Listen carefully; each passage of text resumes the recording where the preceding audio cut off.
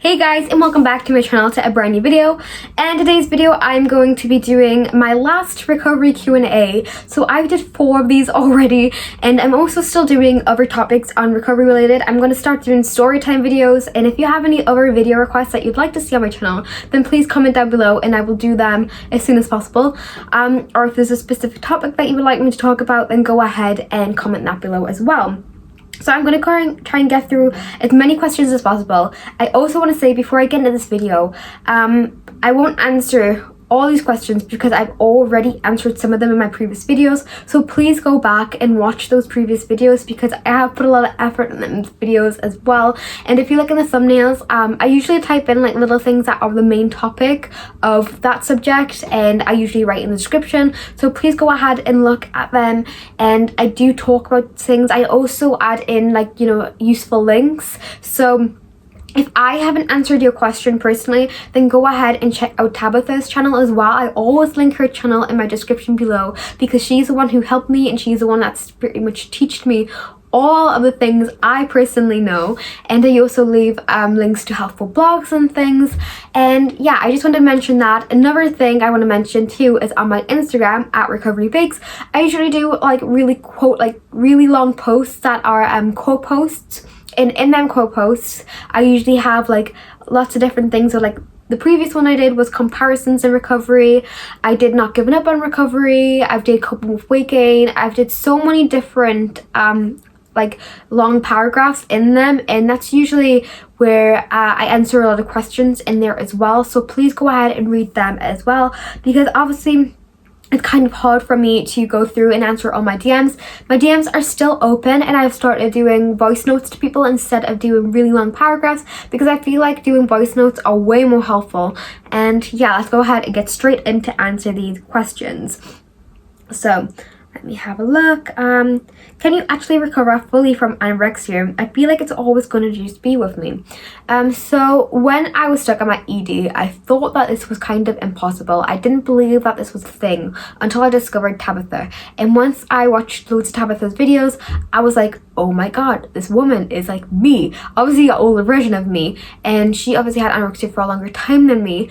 But, lots of things was so similar. And then watching her videos was like, there's so many people who's in the exact same post who's actually fully recovered. And therefore, I fully believe that, recovery is 100% possible. As long as you are 100% committed, then it is possible. And I feel like I've also been able to experience that for myself. Like, every time I thought I've not been able to do something, I proved myself wrong. Like, I never thought I'd be able to stop exercising, yet I stopped exercising. I never believed I'd be able to stop calorie counting, yet I don't even think about the calories when I eat food anymore. I never thought the guilt thoughts of eating would go away, and yet I'm able to eat without really any guilty thoughts. It's kind of crazy, but the more you do something, the more you're able to rewire your brain, and the more you will stop, doing things. So I think it's 100% possible. As long as you are 100% committed. You can't be 50%, you can't be 99%, you have to be 100% committed. Do you talk a lot about your recovery with your parents? Yes, I do. When I left CAMS, my main support system was my family, and that was mainly my mum and my dad, and mainly out of them two, my mum. My mum's there for my rants, my breakdowns. She has literally always supported me, and she was the one that always believed in me as well. And I'm so glad that she constantly told me that it is possible to 100% recover. I always started to believe that it would be with me forever, but obviously I don't think it will anymore. She was definitely my main support system there, and we talk about everything. I also sat her down and put on Tabitha Farah's videos, and I watched a couple of movies with her, and it just really, when I was watching the movies, I'd be like, this is like me. Oh, this is definitely not like me. And every eating disorder is different. Every person with an eating disorder is different, and I feel like letting your parents know what triggers you, what doesn't trigger you, what not to do, what to do is really helpful. Just letting my parents know, like say for example, when I had a breakdown, I was like, hug me when I have a breakdown, or keep my distance when I'm having a breakdown over this. You know what I mean? Like there was loads of different things that you just need to basically, teach your parents about eating disorder, especially things like extreme hunger and things. Will my metabolism speed up? I've already did a video on this, and yes, it definitely will. I feel like my body wants so much food, but I am scared. Tips. My main advice with this is that your eating disorder tricks you. Your eating disorder tricks you that you will never feel satisfied again, that you don't know the feeling of full, and that you'll always just eat and eat and eat forever, and that you'll never be able to be eating normal meals again, normal snacks, and that you'll never be normal around food. And that simply is just untrue. Your eating disorder tries to trick you and tell you that you'll never feel full of food, and that just simply isn't the case. Especially, I know you might have this mental hunger that all you want to do is eat and eat, but when you get to a certain point of satisfaction, that mental hunger just shuts off and you don't even want to think about food anymore. Yes, that might take a lot of food in the beginning, but over time that will start to slow down. And another thing, when people first start recovery, like, oh my god, I'm gonna eat so much food, it actually simply isn't the case, because your stomach capacity has actually shrunken. Therefore, you're not able to actually hold a lot of food, and therefore when you get to that point that you feel that you're gonna pop, that mental hunger tries pretty much just goes away. Yes, you might have to eat past the point of fullness, and that is good, and that you have to do that, but there will be a point where your mental hunger shuts off as well as your physical hunger. Wow, I'm speaking so fast because I'm trying to get through so many as possible. Do you still have any fear foods? I don't anymore. I actually ate some of my fear foods as a snack, so then I was able to eat it as a meal, because I was like, well, I've already ate it as a snack before, so I'm able to eat it as a meal, so I ate like pasta as a snack. Are you a snacker or all about bigger meals? So I used to be more of a snacker, but I realized that was more eating related because of the fact that I was like, I needed to compensate for eating so many snacks. Whereas when I actually started to eat bigger meals, I was able to eat, I was able not really to crave that many snacks. The thing is that you need to start to realize that you don't need to compensate for anything you eat. Whether that means you ate 3 meals out or had 3 takeaways, then you're still able to eat all other snacks that you usually eat.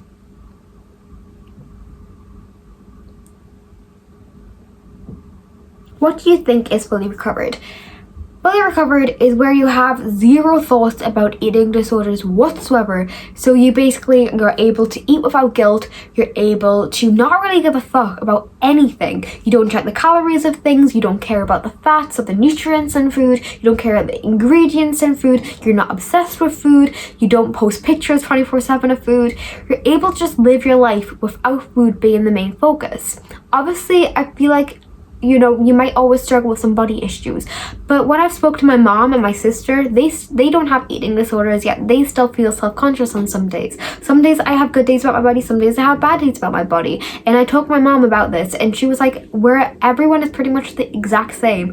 I don't think this is my own mom's word, I don't think anyone is 100% comfortable with their body. There's always something that we want what someone else has. And I think that's 100% true. I just feel like we just need to accept our bodies for what it does rather than what, it looks like. Someone asked me what is thin privilege. So basically this is like a thing, because obviously, unfortunately, we live in a society where being overweight is deemed as unhealthy, and that just simply isn't the case.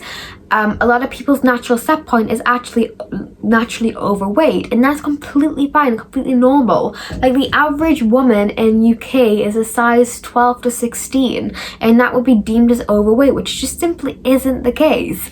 Like there is just so many things that just doesn't make sense that, for example, people go into stores and there may not be sizes, whereas someone who might be thin privileged might be able to go in a store and just pick up an outfit, and they'll be guaranteed to get their size, whereas someone who is bigger may not be able to find the same size clothing.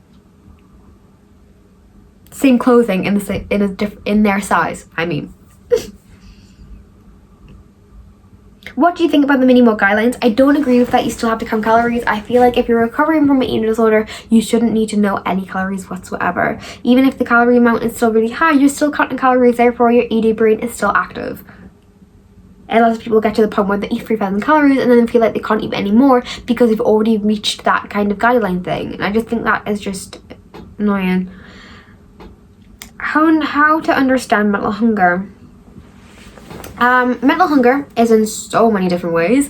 So it's like scrolling about food, thinking about food, reading cookbooks about food, watching cooking channels, talking to people about food. Like all my conversations that I used to have with my family used to be food related. Like I usually didn't talk about anything else. Sorry, mom and dad.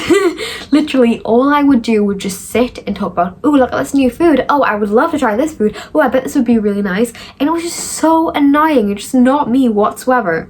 And now all I can't stop talking about is Animal Crossing.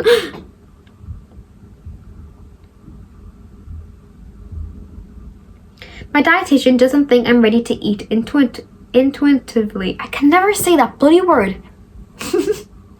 But I think I am. What should I do? If you think you are and you are 100% confident that you are ready for that, then go for it.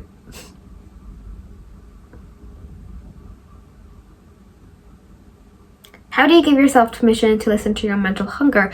Realizing that mental hunger is just as important as physical hunger, and that the only way to get over having mental hunger is to honor it. Restriction is literally your worst enemy ever.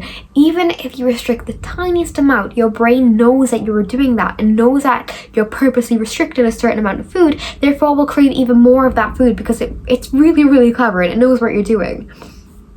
How to cope with your old clothes no longer fitting. You could sell them online.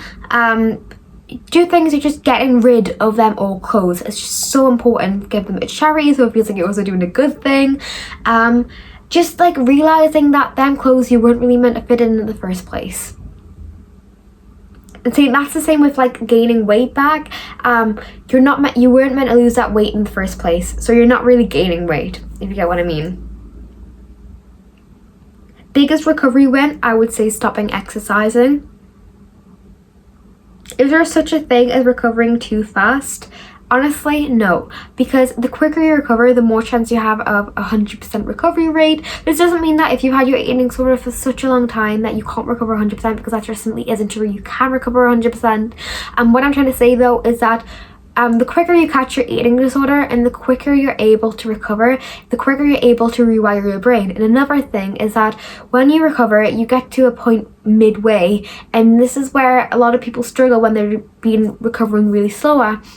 And like slowly, is because of the fact that when you get to that midway point, it's really tough because you feel like, yes, you've gained some weight, but you also want to run back to your disorder. Whereas if you're recovering so rapidly, you really don't want to go back because you don't really have a chance to just sit at a comfortable pace and be like, oh, I'm really comfortable here, because you don't have that chance, because what you're doing is you're just constantly going along on this journey.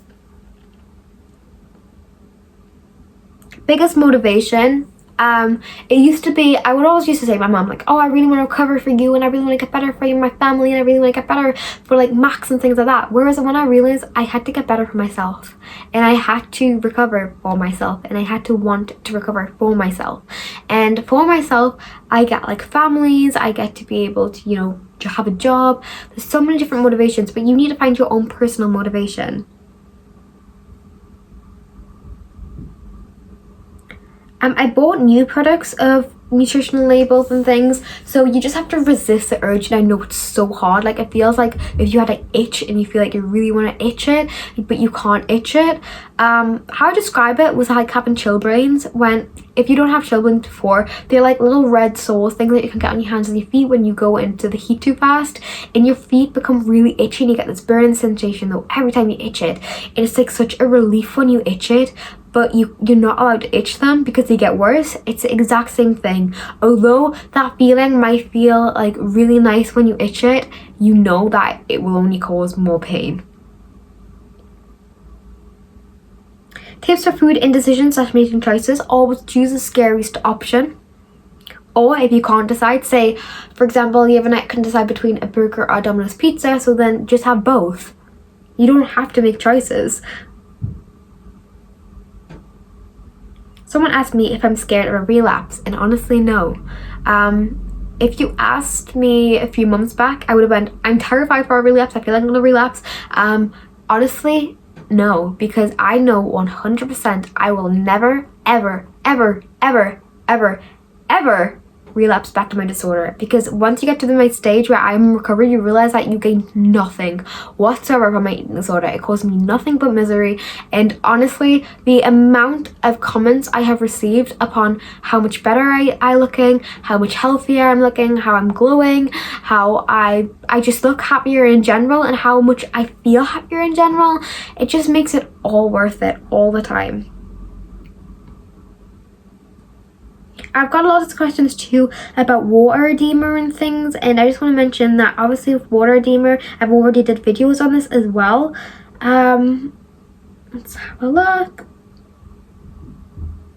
Is going all in good if you're healthy, if your weight is healthy again?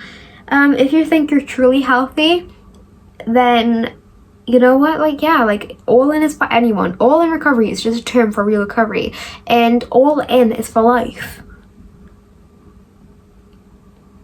Did your friends know about Edie?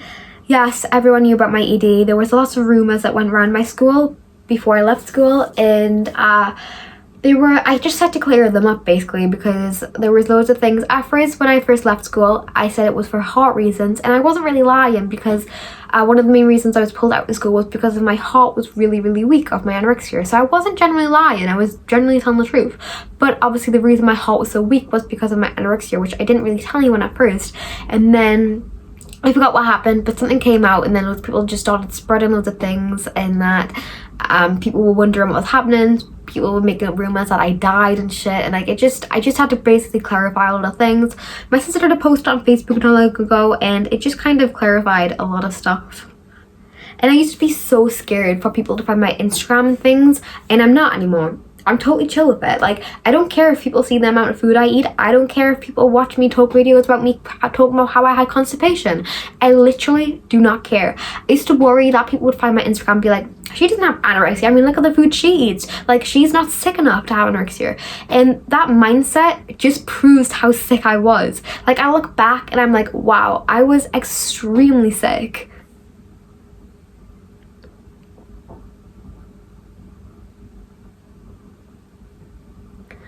Like, so many people asking, like, do you have any advice on just letting go? How do you just commit? How are you able to just, like, you know, go all in and things like that? And it's so hard, but, like, honestly, like, I can't, you know, I can sit here all day. And I can sit and say exactly what you want to hear and reassure you 10,000 times. But it's all down to you at the end of the day. And that, I know that is so tough and it's such a hard decision, but like, there isn't really a decision that you have to make. You're choosing between life or death, and you have to choose whether or not this is something you truly want to do, and you have to do it at the end of the day.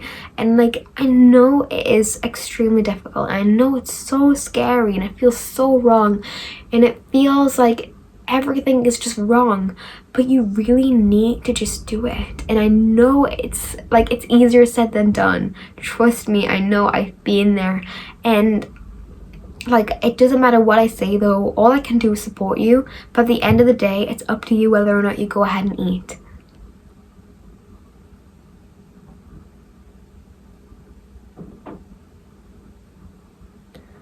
Let's have a look.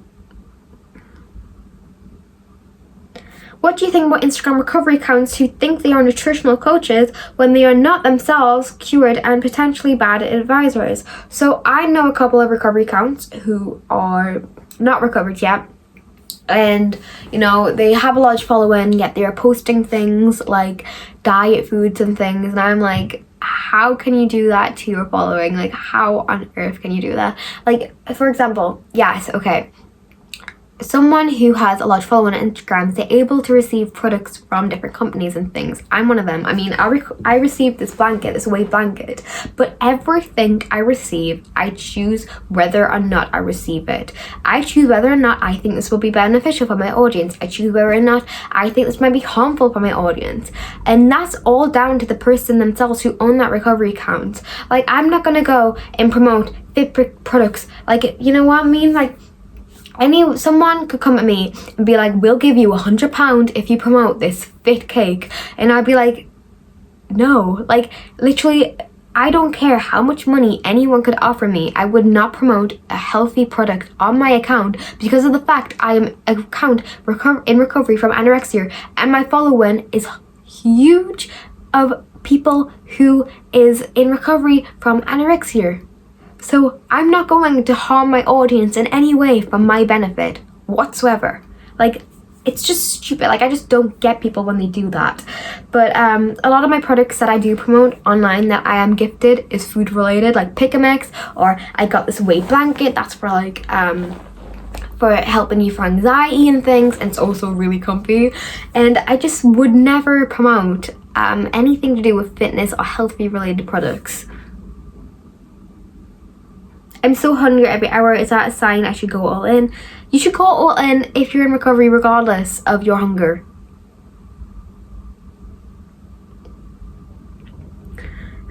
A lot of these I've already answered, and I've mentioned this before, that do you still get relapse thoughts?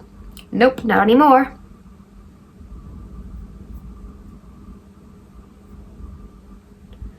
I'm having a through.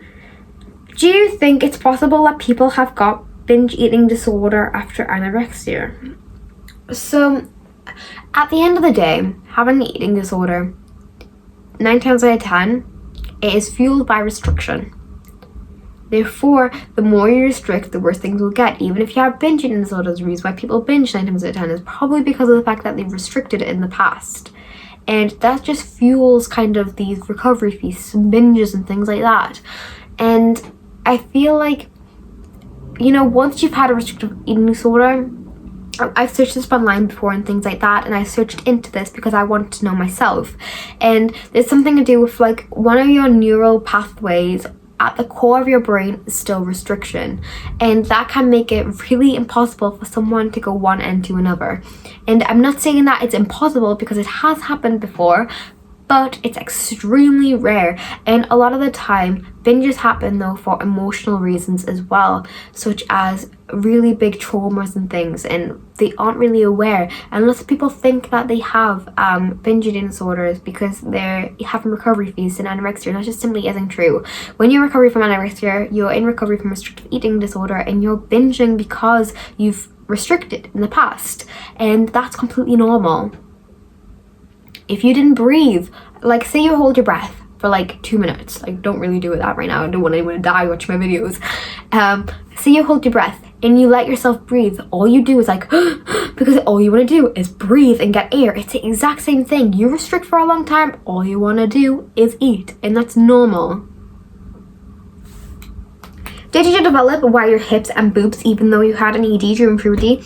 You see, like, I kind of started puberty quite early, I would say, because of the fact that I already had boobs and stuff and hips before my ED. It was one of the main triggers of my eating disorders. So I kind of already had that, but I did lose all of that due to my ED, and then I gained them straight back. So yes, I guess I did develop them back. Is boredom eating real? I don't think it is, personally. I'm the same with Tabitha. I don't believe that there's a thing of like, you know, emotional or like boredom eating kind of thing. I don't feel like that's a thing. I feel like, you know, like that if you're eating food or you're thinking about eating food, that's for a reason. Like, your body wouldn't send you signals to pee for no reason, so why would it send you signals to eat for no reason? Like, sometimes I sit in the house and I've got nothing to do and I'm like, well, might as well just eat. Because, like, you know what? Why not? Like, that's normal. Like, I know my family and stuff. They don't have eating disorders. They might be just sitting down and they might just be like, I'm just gonna eat. And they just eat. They're hungry at the end of the day. They might be mentally hungry.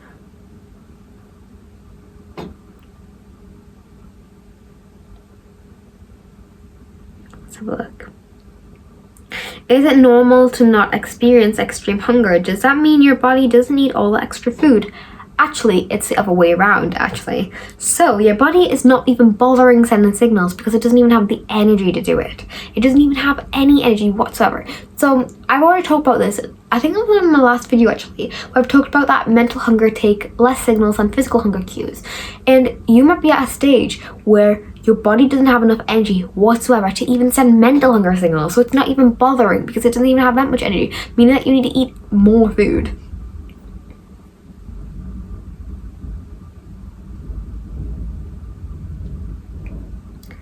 I think I pretty much answered everything else. Like, it's so hard, and other things I'm not answering is probably because I'm going to cover in a bigger thingy. My sister, who's on Instagram, the Dixon Life _ that's my sister's Instagram. What do you think the final straw was for you to want to recover? I remember one day I had a really bad argument with my family. Really, really, really bad. And my parents and stuff lost kind of hope in me that I'd ever recover, and they wanted to call the crisis team.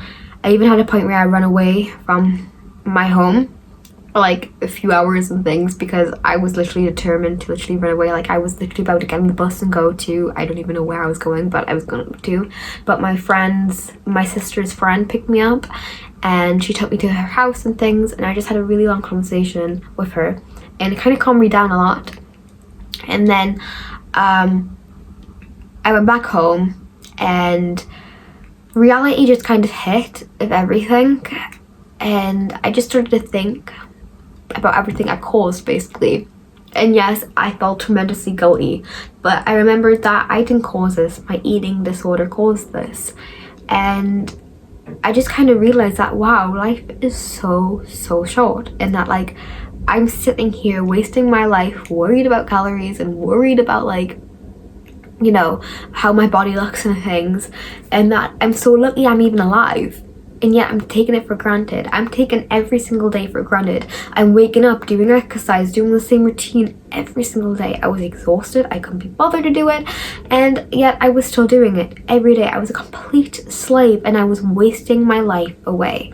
And realizing that I was doing that, and realizing that I wasn't getting any better, and, you know, going to bed each night feeling like I'm not even going to wake up in the morning because I thought I was going to die, because I could feel my heart getting slower and slower and slower, and I was scared to tell my parents, but I could literally tell that my heart was just giving up, because I was starting to have really bad heart palpitations, and I was starting to get chest pains, and I was just so weak, and I just knew I just had to do something. And then I found Tabitha, and I just knew I had to do it. I just knew that I couldn't go on anymore like that, and what's the point taking my life when I could change it?